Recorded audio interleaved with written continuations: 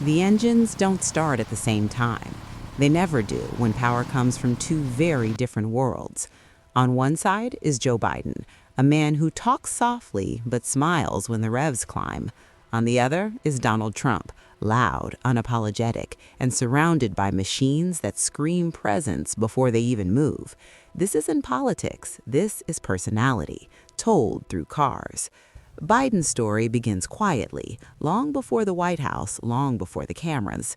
A 1967 Chevrolet Corvette Stingray Goodwood Green convertible, 327 V8 pushing 350 horsepower. A wedding gift from his father. Not flashy, not rented, not bought for attention. Earned, loved, driven. This car isn't about wealth, it's about memory, about a man who still talks about speed with a grin, like he's getting away with something.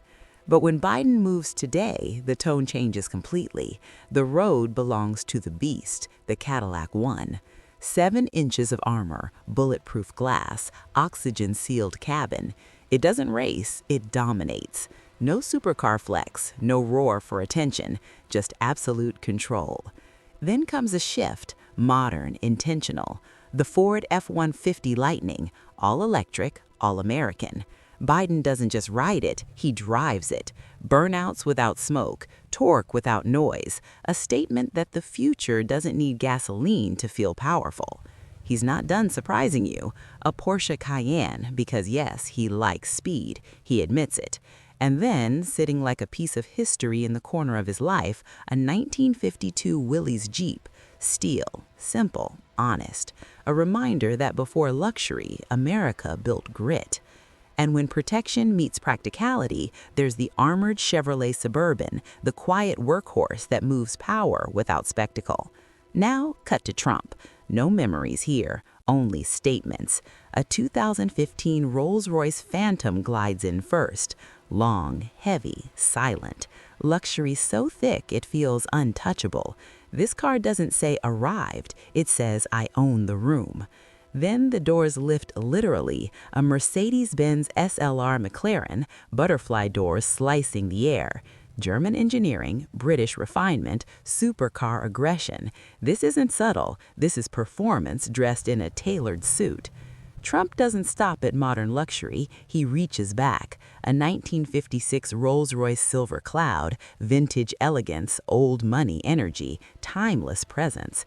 No screens, no tech overload, just prestige on wheels. And then chaos enters the garage. A Lamborghini Diablo VT, 1997. Low, wide, loud. The car doesn't whisper, it shouts, exactly like the man who owned it. So here's the truth.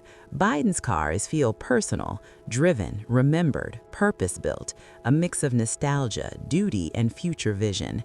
Trump's cars feel theatrical, curated, commanding, designed to be seen before they're heard.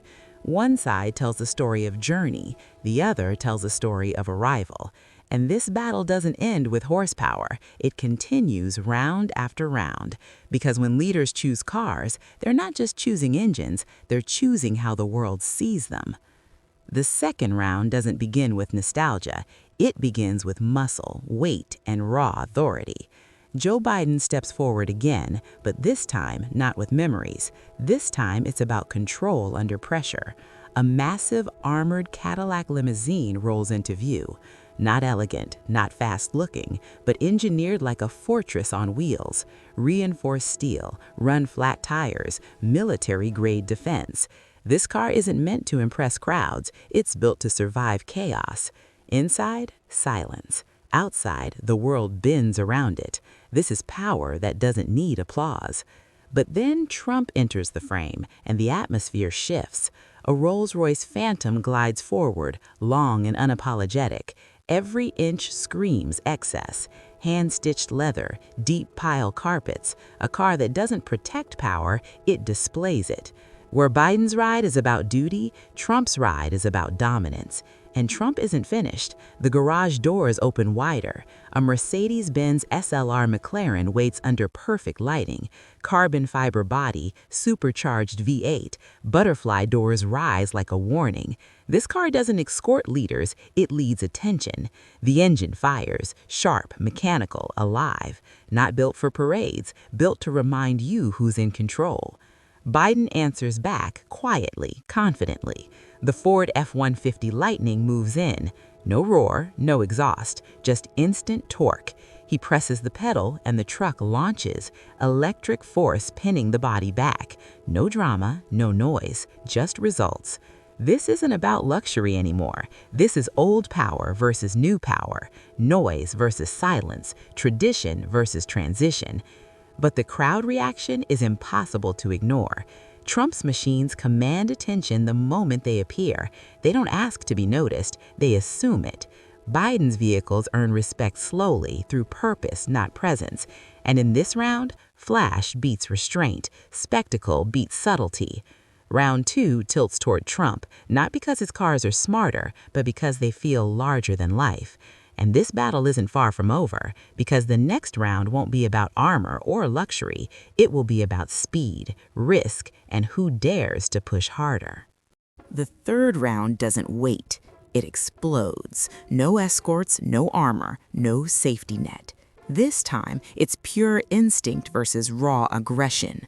Joe Biden steps into the spotlight with a car most people didn't expect, a Porsche Cayenne, low, wide, tense, a machine built for drivers who trust their hands and their nerve.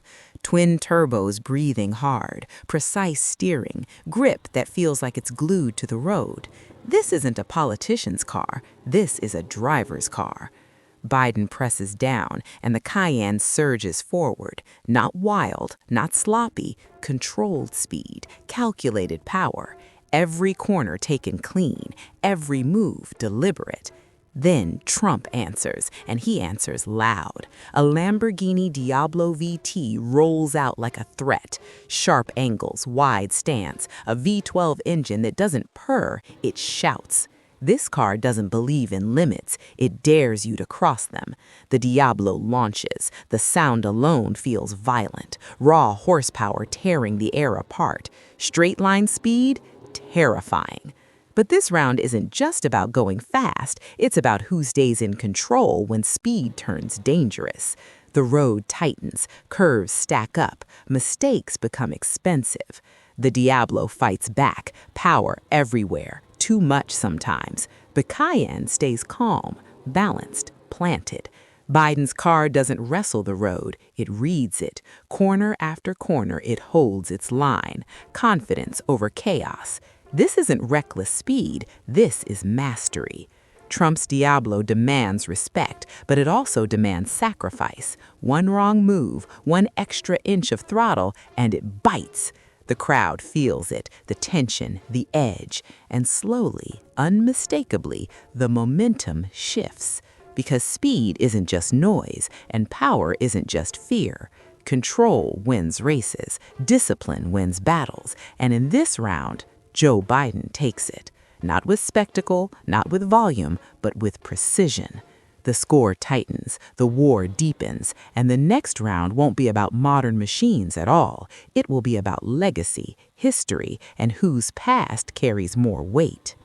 This round doesn't race forward, it looks backward, into history, into legacy, into machines that carry stories heavier than horsepower.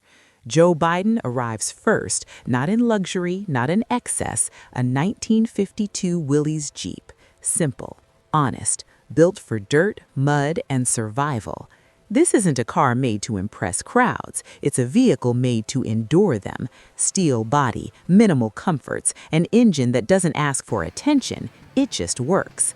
The Willys moves forward slowly, confidently. Every rattle tells a story. Every scratch feels earned. This Jeep represents grit, America before polish, function before fame.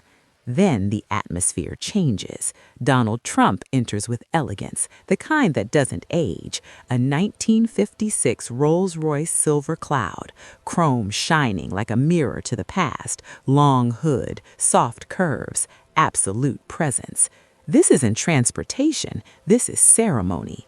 The door closes with a whisper. The cabin feels like a private room in a royal palace, hand-stitched leather, wood trim polished to perfection.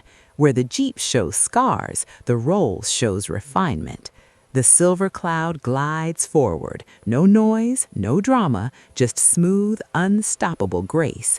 This round isn't about speed, it's about which legacy still commands the room.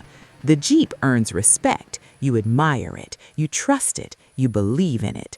But the Rolls changes the mood. People don't just look, they pause. Because history doesn't only survive, sometimes it dominates. The silver cloud represents old world power, influence without shouting, luxury without apology. The Willys Jeep is brave, but it doesn't intimidate. The Rolls doesn't chase attention, attention walks towards it. And in a battle of history, elegance beats endurance. Trump takes this round, not by force, not by noise, but by legacy that still feels untouchable. The score shifts again, the tension peaks. One round left, and the final battle won't be about speed or control or history. It will be about ultimate dominance. This is it. No more warm-ups, no more nostalgia, no more second chances. This round decides everything. Joe Biden steps forward with power that doesn't ask for permission, a machine built not to impress, but to survive. Cadillac won. The beast, 7 tons of authority, armor thicker than most battle tanks, bulletproof glass, run-flat tires, sealed cabin. This isn't a car, it's a moving fortress. When the beast rolls in, the air changes. Silence hits first, then weight, then presence. Every inch of it says control, security, state power. You don't race this car, you don't challenge it, you respect it, or you move out of the way.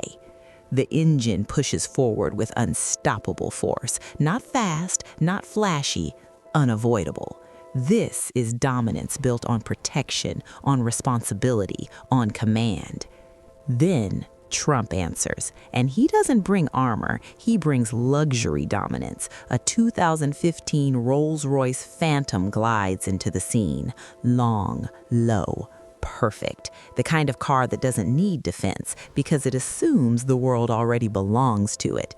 Handcrafted interior, silence so deep it feels unreal, an engine tuned not to roar, but to float.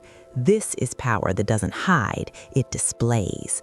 The Phantom doesn't protect its passenger from the world, it places the passenger above it. The contrast is brutal.